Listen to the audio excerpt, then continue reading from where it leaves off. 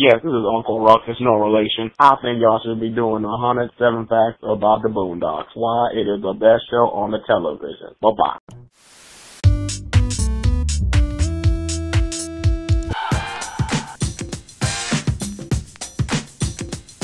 I'm Johnny at Frederator, and we're digging deep into the backstory of the Boondocks. Are you a diehard fan? Or are you just curious what all the hype's about? No matter which level you're at, we've got you covered. So get ready, because we're counting down the 107 facts that you should know about the Boondocks. Let's get started. Number 1. The Boondocks began in 1996 as a syndicated daily comic strip by Aaron McGruder. He originally conceptualized it as a television show, but decided to start smaller and work his way up. Number 2. McGruder originally hails from Chicago, and after several moves ended up living in a predominantly white suburb in Maryland. This became the inspiration for the Freeman's main plot in the Boondocks. Number 3. He jokes that many articles cite different ages at which he left Chicago, but on the record, McGruder says he was only there when he was about a year old and did not spend a significant amount of time in the inner city. Number 4. In 1997, McGruder attended a convention of the National Association of Black Journalists, where he met Harriet Choice, the vice president of Universal Press Syndicate, who was scouting minority talent.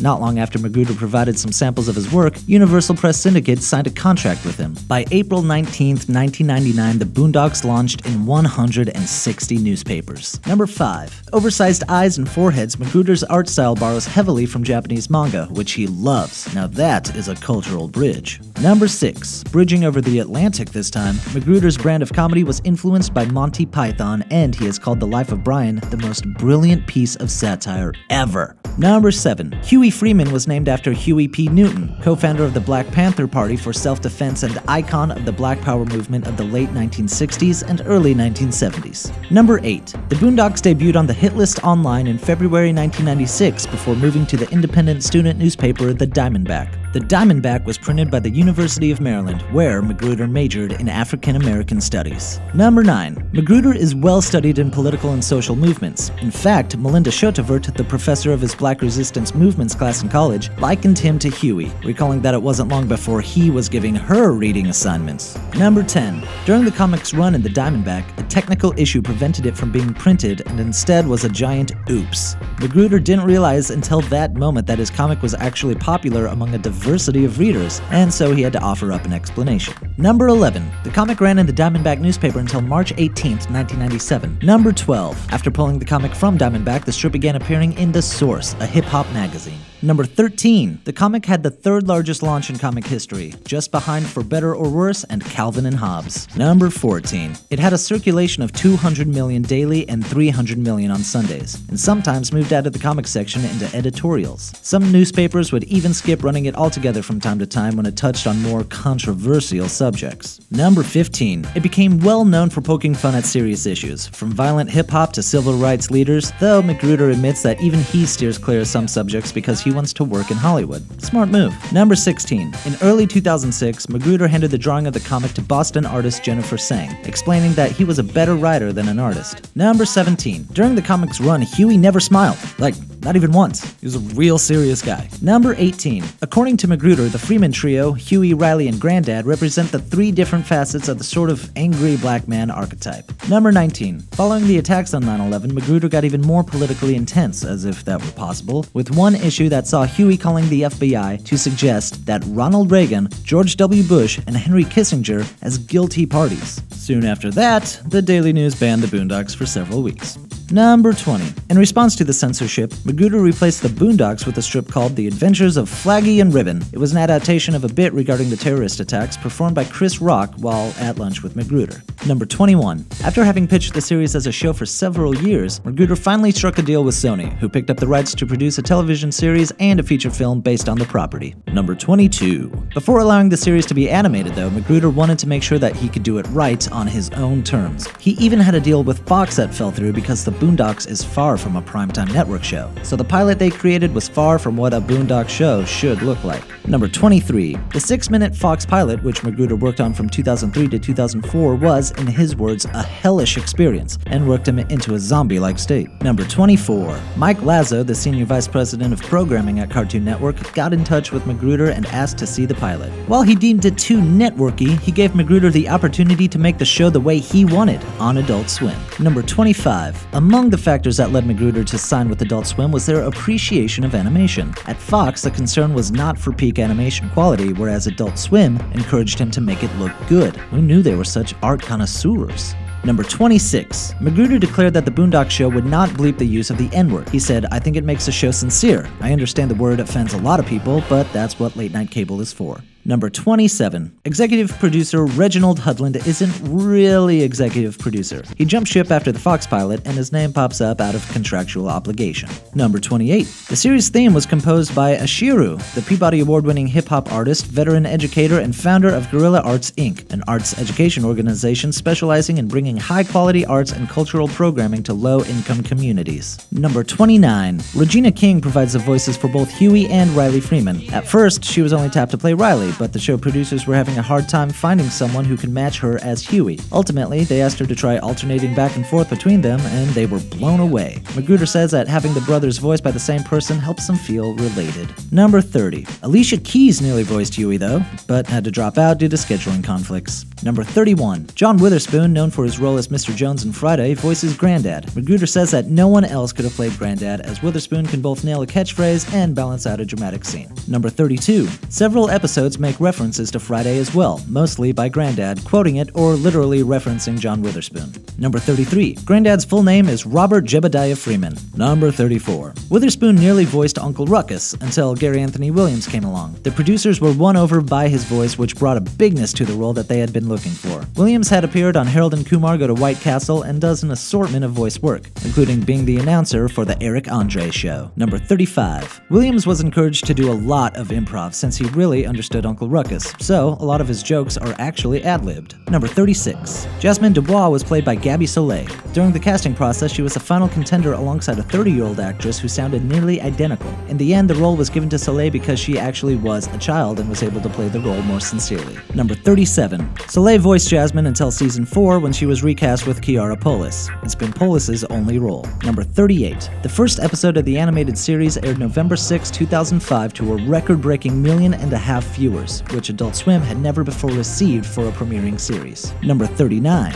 With a license fee of approximately $400,000 an episode plus marketing, the Boondocks became the most expensive show that Cartoon Network had ever produced. Number 40. One of the show's tactics was to create imagery that was captivating enough that it would make up for the unpleasant and often controversial things being said. That way, viewers who didn't care for the dialogue would still stay for the visuals. I guess you could always watch it on mute. Number 41. Unlike the comic strip, which was always fueled by topical events and figures, the show was written in a way that it would be timeless so that it would survive into glorious syndication. Number 42. Another difference between the production of the comic and the show, the comic was a one-man job. While Magruder did write most of the episodes of the Boondocks series, he had to get used to actually working with other people. Number 43. Magruder often attacked black political commentator Larry Elder in both the comic strip and the television series. Elder published an opinion piece in response to Magruder's attacks where he coined the Magruder, an award for statements made by black public figures that Elder considers dumb, vulgar, and/or offensive. Number 44. In March 2006, Magruder announced that he would be taking a 6-month hiatus from the Boondocks comic strip in order to put more time towards the animated series. Most distributors opted to replace the comic rather than publish reruns, and it was canceled not long afterwards. Number 45. Sony mostly let Magruder roam free, but wrangled him back at one point when they asked him to heavily cut an episode that saw Oprah get kidnapped. Magruder obliged, stating that a fear of Oprah is healthy. Number 46. The episode Guess Ho's Coming to Dinner used the track Gold Digger by Kanye West. Magruder had included the track in a cut that was meant to convey the tone of the scene but not make it to air. However, Adult Swim and Sony liked it so much that they actually acquired the rights to keep it. Number 47. The animation for the show's fight scenes are inspired by other anime, including Cowboy Bebop and Samurai Champloo, both of which have also aired on Adult Swim. Magruder finds the style to be more cinematic. Number 48. Another reason that Magruder opted for the Eastern animation style was to differentiate Boondocks from the style established by the standard of adult animation, The Simpsons. Number 49. The second season of the Boondocks actually features segments animated by Japanese animation studio Madhouse, who are also responsible for Death Note. Number 50. The episode Pause features a character named Winston Jerome, who is a clear reference to Tyler Perry. So clear, in fact, that Perry was outraged. Number 51. Apparently, producers had anticipated this issue and taken steps to prevent prevent it, such as having Magruder change Jerome's original name, which was a more obvious play on Perry, and bury the episode further in the season when it was slated to be the premiere. Number 52. Ed Wunkler's grandson Ed III was voiced by Charlie Murphy, actor and brother of Eddie Murphy. Number 53. While the comic strip focuses the most heavily on Huey, the show gives most attention to Grandad, Uncle Ruckus, and Riley, with Huey more so doing the narration and playing the straight man. Supposedly, that's how Magruder intended it before 9/11 changed the strip's topics and his focus. Number 54. Magruder aimed to keep the comic strip and series separate in order to prevent them from being dependent on one another. Number 55. For instance, the show cut Huey's best friend Michael Caesar and introduced Uncle Ruckus. Number 56. In the 2006 episode Return of the King, Martin Luther King uses the N-word, something Reverend Al Sharpton objected to. He felt it defaced the name of Dr. King and wanted the producers to apologize. The controversy over the episode was later referenced in the cartoon strip and in the TV episode The Block is Hot in a morning radio announcement. Number 57. Dr. King was voiced by voice actor veteran Kevin Michael Richardson, known for countless voices. Such examples include Uncle Grandpa's Mr. Gus, Nickelodeon's Ninja Turtles' Shredder, and American Dad's Principal Lewis. Number 58. Following Rosa Parks' death in 2005, Magruder removed several rough-hewn references to the civil rights leader from an upcoming episode of the show. Number 59. Aaron Magruder had public fights with BET over the years, and because of that, he developed a few Boondocks episodes that poked fun at the network. Magruder has stated in interviews that the reason he goes after BET is because, in his opinion, the network executives failed to elevate the network's standards. Supposedly, 2 episodes that attacked BET were banned, though Cartoon Network has alleged that was not the reason. Number 60. The first episode that poked fun at BET was The Hunger Strike. This episode actually never aired on TV and was DVD exclusive. It featured a character named Deborah Leavell, named after BET's chairman and chief executive Deborah L. Lee, and Wedgie Rudlin, based on BET president Reginald Hudlin. Number 61. The second episode was the Uncle Ruckus reality show, which features Uncle Ruckus, who received his own reality TV show from BET. Number 62. The Boondocks episode The S Word is based on a real-life event at the Jefferson County High School in which a teacher called a student the derogatory word. Number 63. Left-wing activist Rollo Goodlove was voiced by musician CeeLo Green and modeled after Al Sharpton and Jesse Jackson. Number 64. Riley's teacher, Mr. Pedo, was voiced by actor Fred Willard. Willard would later appear in Magruder's next show, Black Jesus. Number 65. Scrubs' Donald Faison voiced Wedgie Rudlin. Number 66. According to the episode It's a Black President, Huey Freeman, nobody knows how old Grandad is, not even himself. Number 68. Carl Jones, voice of Thugnificent, is also a co-executive producer on the Boondocks, as well as Hogan Knows Best and the Black Dynamite animated series. Number 69. Comedian Bill Maher made a cameo appearance in the episode It's a Black President, Huey Freeman. Number 70. In It's a Black President, Huey Freeman, Grandad's plea of "Don't tase me, bro," is a reference to a 2007 incident that occurred at the University of Florida. A student named Andrew Meyer was tasered by campus police after refusing to leave a forum in which presidential candidate John Kerry was speaking.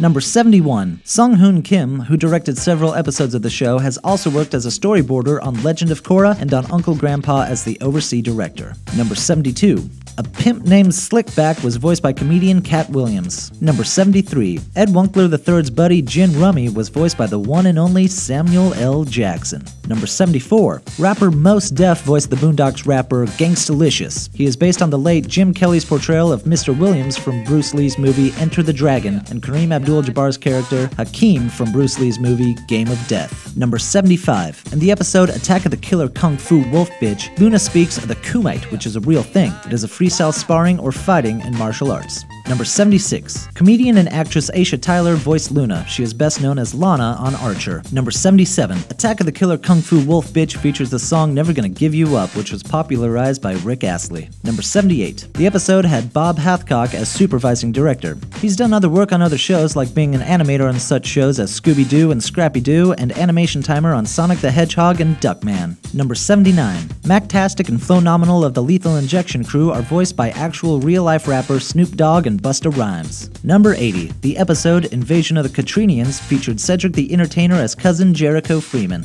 Number 81. The episode Riley Was Here featured an art teacher voiced by Rob Paulson, who was an homage to actual painter Bob Ross. Number 82. The Boondocks has won numerous awards, including Peabody Award in 2008, an Image Award in 2011, and BTVA Television Voice Acting Award in 2015, as well as appearing on top show lists from IGN and the New York Times. Number 83. Grandad's former friend Mo Jackson, featured in the episode Wingman, was voiced by Mike Epps. Epps also worked with Grandad's actor John Witherspoon in the Friday movies. Number 84. In several episodes, a slow rendition of Jabba the Hutt's theme music for Star Wars plays as a theme song for Uncle Ruckus. Number 85. Ghostface Killah appears on Stinkmeaner Strikes Back as the ghost of Ghostface Killah, who isn't actually even dead, but still has a ghost face. Number 86. Cindy McPherson, who premiered early in the comics run, didn't appear in the animated series until season 2. She is voiced by Tara Strong, who has basically voiced everyone else ever. Number 87. The episode Story of Jimmy Rebel is about the eponymous racist country western singer who was based on the actual racist musician Johnny Rebel. Number 88. Bushido Brown features the voice of Black Dynamite actor and creator Michael J. White. Number 89. The episode Smokin' with Cigarettes featured a character named Lamilton Tayshaw. Lamilton is a parody of a real boy named Latarian Milton, who stole his grandmother's SUV and beat her up for refusing to buy him fried chicken. Number 90. Magruder wanted to get Asner after seeing him on Curb Your Enthusiasm and was surprised that Asner actually decided to come in. Number 91. The episode A Date with the Booty Warrior featured director John Landis as a voice. Landis is known for directing such classic films as Trading Places, Animal House, and Michael Jackson's Thriller music video. In the episode, he plays the leader of the counseling group. Number 92. The Story of Lando Freeman was the episode in which a man claims to be the long-lost son of Grandad. This son was played by actor Gerald Johnson, who would later play Black Jesus in Aaron Magruder's future series by the same name. Number 93. Grandad's short-lived girlfriend in Lovely Ebony Brown featured Firefly's Gina Torres as Lovely Ebony Brown. Number 94. The episode It's Going Down featured a character named Jack Flowers, a parody of the character Jack Bauer from the TV series 24. Number 95. The Season 3 episode The Fried Chicken Flu featured parodies of popular chicken franchises. Colonel's Fried Chicken was based on Kentucky Fried Chicken, Bluto's Chicken was Popeyes, Temple's Chicken was Church's, and Chick-fil-A was Chick-fil-A. Number 96. The 4th season of the Boondocks wouldn't air until 2014, 4 years after Season 3 ended. Number 97. Aaron Magruder had no involvement in Season 4 at all. An official statement from Adult Swim claimed he was cut when a mutually agreeable production schedule could not be determined. However, it has also been said that he was fired. Number 98. Following Magruder's departure, Angela Nissel took over the bulk of the writing in Season 4. She was previously a writer and co-executive producer on Scrubs. Number 99. Studio Mir took the reins as the animation studio for Boondocks Season 4. They're known best for their work on The Legend of Korra. Number 100. Unfortunately, Season 4 was met with a lot of negative reviews, many saying that the show no longer felt like itself without the original creator on board. The voice actors shared a similar sentiment, saying there was a void left by Magruder's absence that only contractual obligation could fill. So, a little less Frank Darabont leaving Walking Dead, and more Dan Harmon leaving Community. Number 101. The Boondocks series concluded with a total of 55 episodes. Number 102. The character of Pretty Boy Flizzy was inspired by musician Chris Brown. Number 103. We meet Ed Wunkler II for the first time in Season 4. He's played by Sam McMurray, who had previously appeared on the show as the principal and as partygoer in the first episode with Ed Wunkler I. Number 104. The episode Breaking Grandad was a reference to the TV show Breaking Bad, but instead of meth, Grandad cooks up hair products that are even more dangerous than meth. Number 105. Breaking Grandad lacks a writing credit, which caused the LA Times to speculate that perhaps Magruder himself wrote it, and they just washed his name from it. After all, they already washed his name from everything else that season. Number 106. The episode I Dream of series is a spoof of the Spike Jonze film Her. Number 107. In 2013, Aaron Magruder attempted to kickstart a live-action Uncle Ruckus movie. It was set to explore a side of the Ruckus family separate from what was seen in the TV show. Unfortunately, the project fell $70,000 short of its $200,000